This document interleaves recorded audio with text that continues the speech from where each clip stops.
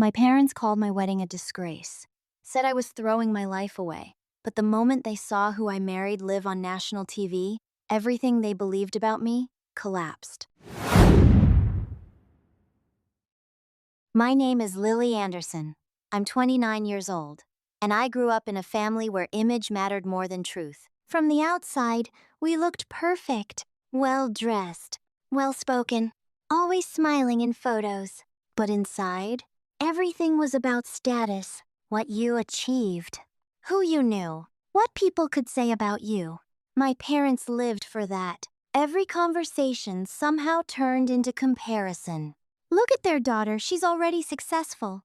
Did you hear about his promotion? Success wasn't just admired in our house. It was expected, measured, displayed. And if you didn't meet that standard, you were quietly dismissed. My older brother? He fit perfectly. Corporate job, clean reputation, the kind of life my parents could proudly talk about at every gathering. Me? I didn't follow that path. I didn't want to. I chose something different, something they never fully understood. I built my own projects, worked independently, took risks, and for a long time, there was no big title to show for it. No clear label, no easy explanation. And in my family, that meant one thing. You're wasting your potential, my father would say. You need something stable, my mother added. But what they really meant was, you're not making us proud. I stopped trying to argue, because nothing I said ever changed their perspective. Until Daniel. When I told them I was getting married, their reaction wasn't excitement. It was concern. Immediate. Sharp. Who is he? My mother asked. His name is Daniel, I said. What does he do? My father added. I paused for a moment, because I knew this answer would decide everything. He runs a business, I replied. Technically true, but not complete. And I chose it that way, because I wanted them to react to him as a person, not as a title, not as a number. But my parents didn't see it like that. What kind of business? My father pressed. Different projects, I said calmly. That didn't satisfy them.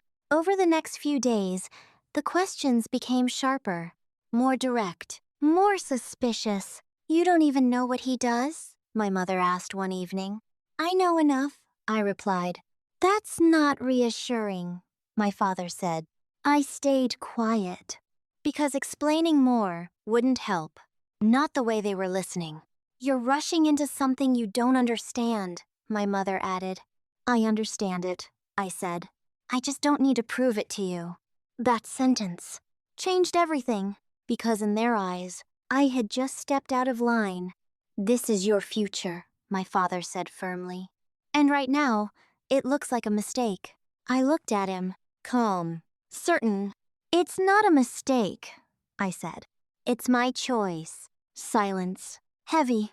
Uncomfortable. But final. A few days later, my mother called me, her voice quieter than usual, but colder. We've talked about this, she said. I already knew where it was going. If you go through with this wedding, she continued, we won't be part of it. There it was. Clear. Direct. No confusion. My chest tightened slightly, but I didn't let it show. I understand, I said. Lily, don't do this, she insisted. You're embarrassing us. That word again. Embarrassing. Not worried. Not concerned. Embarrassed. Because that's what mattered most. Their image. I'm not living for your image, I said quietly. Silence. Then my father's voice in the background. We're not coming, he said. Simple. Final. And just like that, they made their decision. They called my wedding a disgrace and chose not to be there. I wish I could say that didn't affect me, but it did. More than I expected. Because no matter how independent you become, there's always a part of you that wants your parents to show up. But I didn't stop. I couldn't. Because this wasn't just about them anymore. This was about me and Daniel and the life we were choosing together. The wedding was small, private, real. No big crowd. No fake smiles. Just people who genuinely cared. And Daniel? He stood beside me the entire time, calm, steady, certain.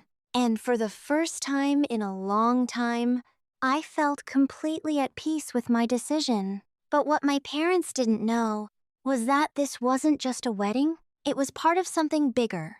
Because 2 days later, the entire ceremony was going to be broadcast on national TV. And when they saw him, everything they thought they knew about me was about to change. 2 days after the wedding, the house was quiet. Too quiet. No calls, no messages. No, how was it? Nothing. It shouldn't have surprised me. They had already made their position clear. Still, silence like that has a way of lingering. Daniel walked into the living room, holding 2 cups of coffee. He handed one to me without a word. That was his way. He didn't force conversations. He didn't push emotions. He just showed up. "You ready?" he asked after a moment. I looked at him. "For what?" I replied, even though I already knew. "The broadcast," he said. "Right. Tonight was the night." The documentary segment I had been working on for months. A feature about unconventional choices, real stories. People who chose their own path, even when it meant going against expectations. Our wedding had become part of it. Not staged, not scripted, just real. And that's exactly why I agreed to it, because this wasn't about proving anything. It was about telling the truth, even if the people who needed to hear it most had already turned their backs. "I'm ready," I said quietly. But the truth? I wasn't sure how I felt. Not nervous, not excited, just aware. Because tonight wasn't just about sharing a story, it was about revealing something I had kept hidden. Not out of fear, but out of intention. I never told my parents exactly who Daniel was. Not fully, not in a way they would understand. Because I didn't want their approval to depend on his status. I wanted them to accept my choice before they knew what came with it. But now, that choice was out of my hands.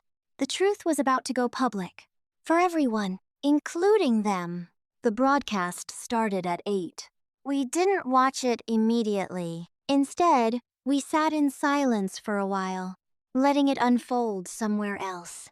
Letting the world see something my own family had rejected. About 20 minutes in, my phone lit up. Unknown number. I stared at it for a second, then answered. "Hello?" Silence. Then, "Lily?"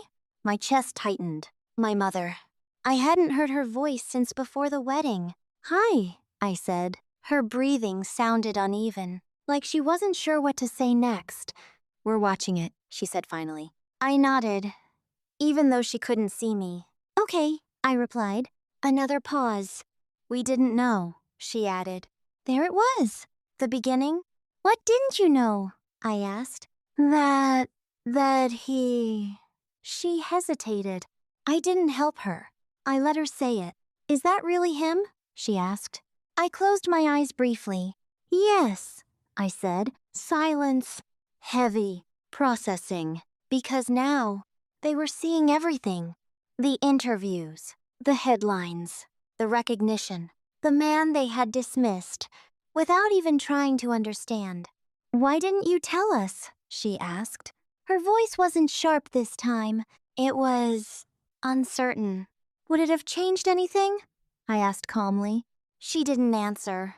Because she knew it would have changed everything. "You let us think," she started. "I let you decide without knowing," I said gently. Silence again. Longer this time. Because now, she wasn't just reacting. She was realizing. "We thought you were making a mistake," she admitted quietly. "I know," I replied. "And now?" I asked. Another pause.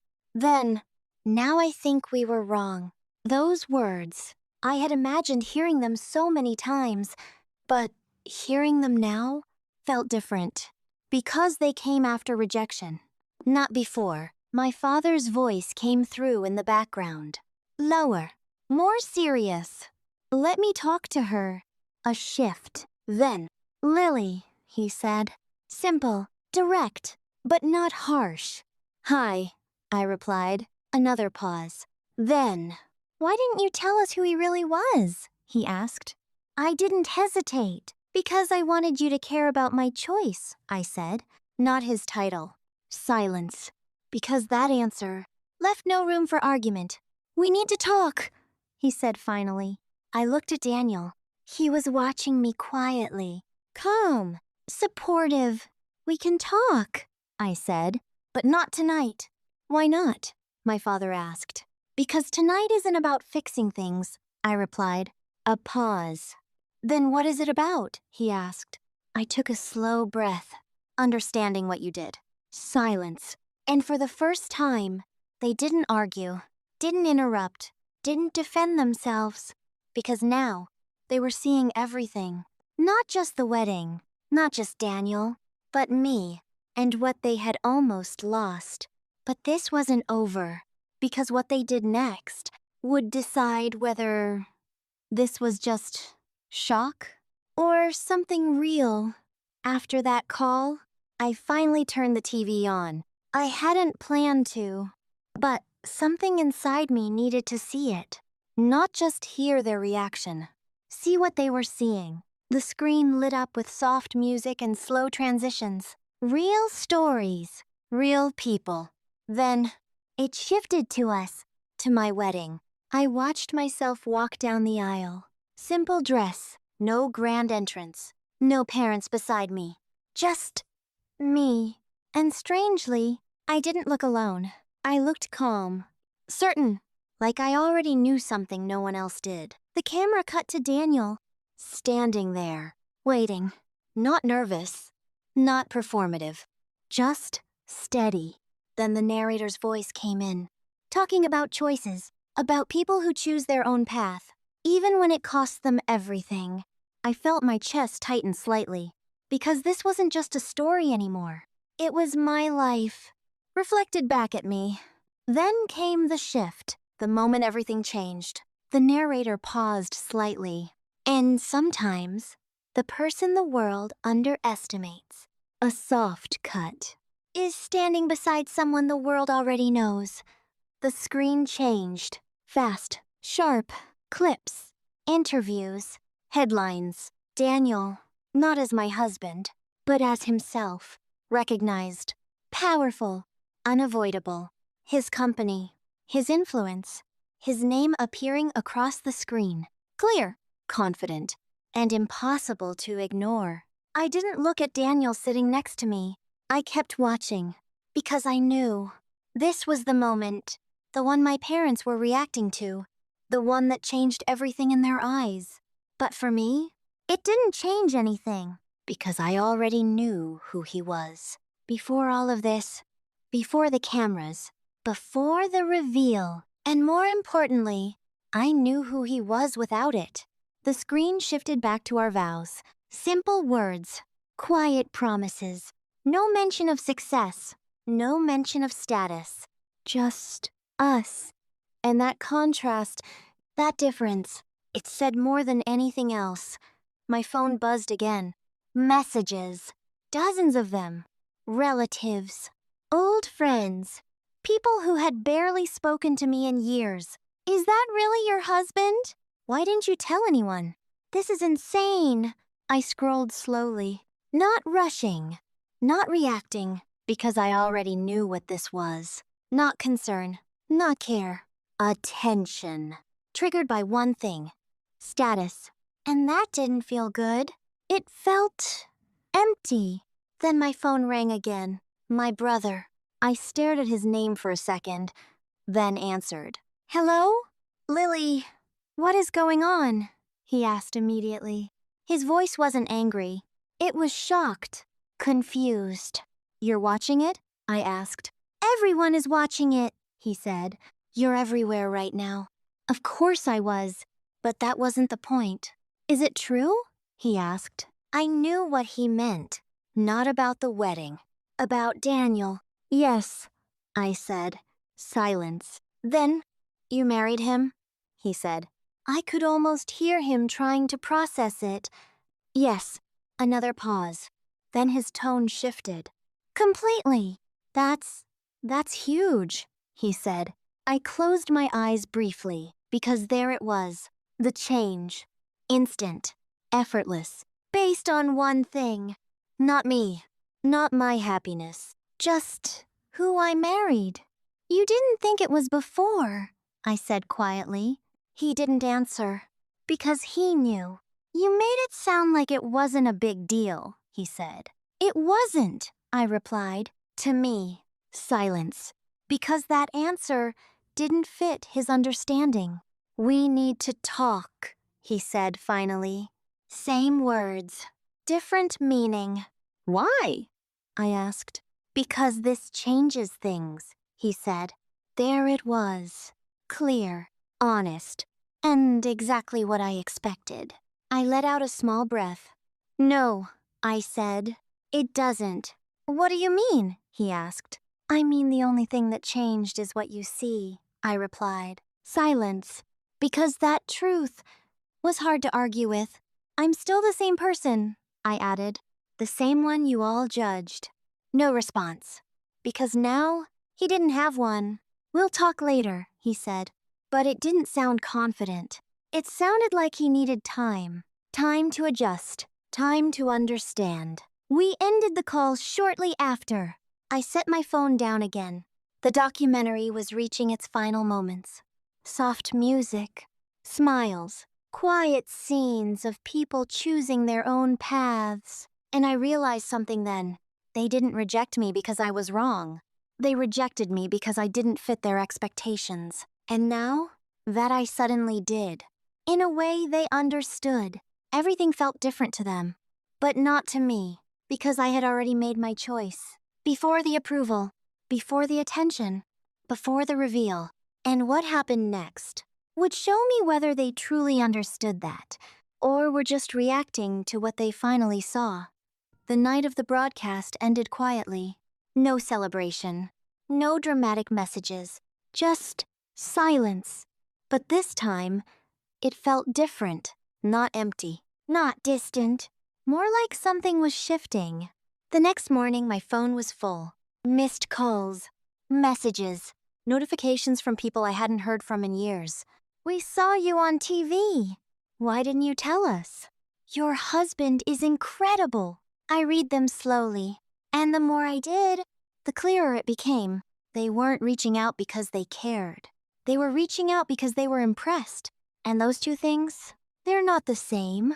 Daniel walked into the room, calm as always. Busy? He asked. You could say that, I replied. He glanced at my phone. Fame has its side effects, he said lightly. I shook my head. It's not fame, I said. It's attention. He nodded. He understood, because he had lived with it for years. Your parents called again, he added. I looked up. When? Early morning, he said. I didn't answer. Good, I replied. Not out of anger, out of clarity. Because I wasn't ready to have that conversation yet. Not when everything was still fresh. Not when their reaction might still be based on shock. A few hours later, there was a knock on the door. I froze for a second, because I already knew. Daniel looked at me. I looked back. Neither of us needed to say anything. When I opened the door, there they were. My parents, standing together.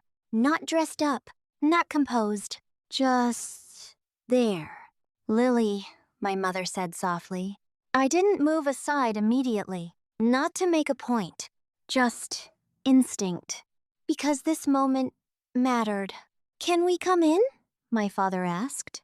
I hesitated for a second, then stepped back. Okay, I said. They walked in slowly, looking around, taking in the space, taking in the life I had built without them. Daniel greeted them politely, calm, respectful, exactly as always. And I watched closely, because this was the real moment. Not the TV, not the public reaction. This, face to face. No audience, no performance. We sat down. Silence filled the room for a few seconds. Then my father spoke. "We saw everything," he said. I nodded. "I figured." Another pause. Then, "We were wrong. Simple. Direct. No hesitation." I looked at him carefully, because those words needed meaning. "About what?" I asked. He didn't avoid it. "About you," he said. "About your choices." Silence, because that wasn't something I had heard from him before. "Not like this. We judged too quickly," he continued. "We didn't take the time to understand." "That's true," I said calmly. No anger, no emotion, just truth. My mother looked down briefly, then back at me. "We thought you were making a mistake," she said. "I know," I replied. "But we didn't trust you," she added. That one mattered more, because it was deeper, realer. "No," I said. "You didn't." Silence again, but not defensive, reflective. And that was new. My father leaned forward slightly. "We want to fix this," he said. There it was, the intention. But intentions alone aren't enough. "How?"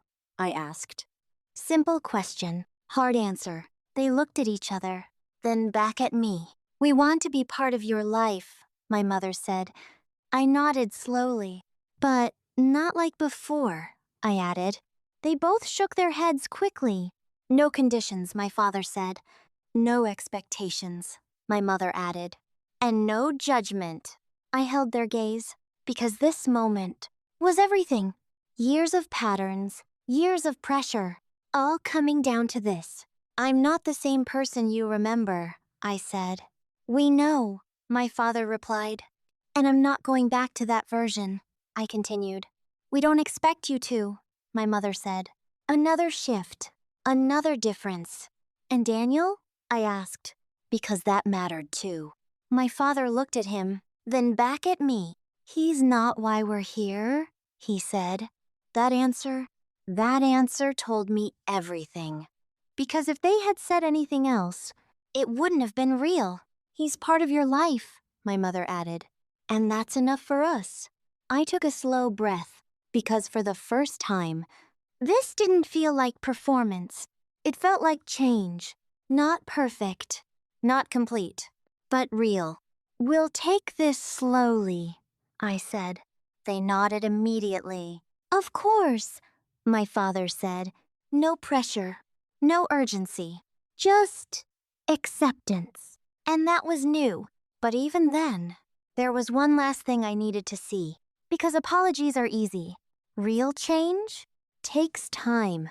And what happened next would prove whether this moment was real or just temporary.